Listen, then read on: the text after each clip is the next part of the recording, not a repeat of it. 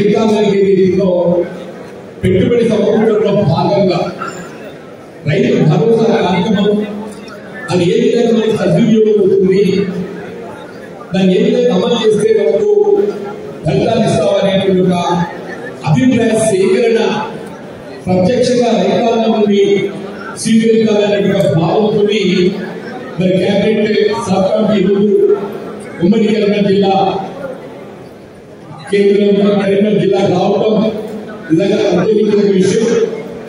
ఈ కార్యక్రమ నిర్వహణ సభాధ్యక్షులు జిల్లా ఇన్ఛార్జ్ మంత్రులైనటువంటి ఉత్తమ్ కుమార్ రెడ్డి గారు, పెద్ద వ్యవసాయ శాఖ మంత్రులు, స్వయంగా వారు ఒక రైతు యొక్క సమస్యలు ప్రత్యక్షంగా తెలిసినటువంటి తుమ్మల నాగేశ్వరరావు గారు, మిత్రులు పరిశ్రమల ఐటీ శాఖ మంత్రులు శ్రీధరరావు గారు, గౌరవ రెవెన్యూ శాఖ మంత్రులు పొంగులేటి శ్రీనివాస్ రెడ్డి గారు, గౌరవ రవాణా శాఖ మంత్రులు మిత్రులు పొన్నం ప్రభాకర్ గారు, మిత్రులు ఆర్ శ్రీనివాస్ గారు, ప్రభుత్వ విప్ వేణుగోపాల్ గారు, ఇతర శాసనసభ్యులు, ముఖ్యంగా జిల్లా నలుగురు నుండి తరలి వచ్చినటువంటి రైతాంగ సోదరులందరికీ హృదయపూర్వక నమస్కారం చేస్తూ, వాస్తవంగా తెలంగాణలో మరి కాంగ్రెస్ ప్రభుత్వం ఏర్పడి దాదాపు 6-7 మాసాలు నడుస్తుంది.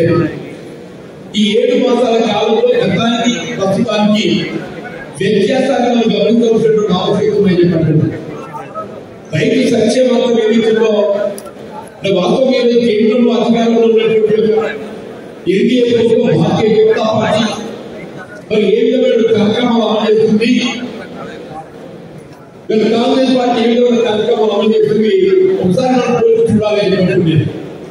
ఎందుకంటే రైతాంగానికి ప్రాజెక్టుల ద్వారా కాలువల ద్వారా సాగునీరు అందించాలనే సంకల్పంతో మరి అన్నలో భారీ నీటి పారుదల ప్రాజెక్టులకు అంకురార్పణ చేసి కాంగ్రెస్ పార్టీ, అట్లాగే సాగునీటి వనరుల ప్రాజెక్టుల ద్వారా పొందలేని పరిస్థితులలో విద్యుత్ భారం కాకూడదనే భావనతో దేశంలో ఎక్కడ లేదు చెప్పండి. నేను మనం 2004 ఏదైతే ఉమ్మడి రాష్ట్రంలో అఖిల భారత కాంగ్రెస్ అధ్యక్షురాలు సోనియా గాంధీ గారి యొక్క ఆలోచన సూచన మేరకు ఏదైతుందో అప్పుడు ముఖ్యమంత్రి వైఎస్ రాజశేఖర గారు ఉచిత విద్యుత్ కార్యక్రమాన్ని అమలు చేశారు పెట్టారు. ఇవాళ చెప్పండి, నేను కేవలం తెలుగు రాష్ట్రాలు మినహా దేశంలో ఎక్కడ ఉచిత విద్యుత్ కార్యక్రమం అమలు చేయడం జరగడం లేదు చెప్పండి. నేను దాంతో పాటు ఇతర కార్యక్రమాలు కూడా మనం గమనంలో తీసుకుంటే రుణమాఫీకి సంబంధించి ఇప్పుడు పెద్ద ముందు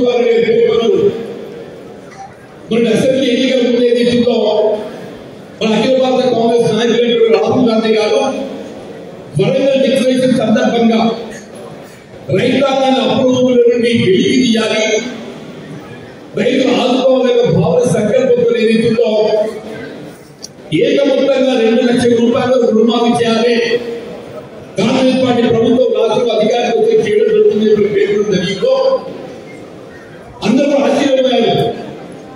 అంతకుముందు ఏదైతే కేవలం 1 లక్ష రూపాయల రుణమాఫీ అది కూడా యూపీఏ ప్రభుత్వం హైదరాబాద్ ఉంటుందని జరిగిందని అంటున్నాయి.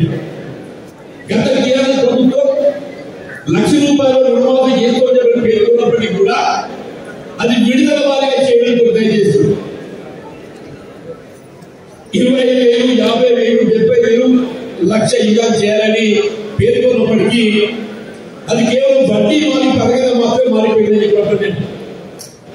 4 సంవత్సరాల చివరికి వచ్చేవరకు ఏదైతుందో 1 లక్ష రూపాయలు ఎంత వడ్డీ సమకూరుతుందో ఆ 1 లక్ష రూపాయల మాఫీతో ఏదైతుందో అది వడ్డీగా చెందడం జరిగింది.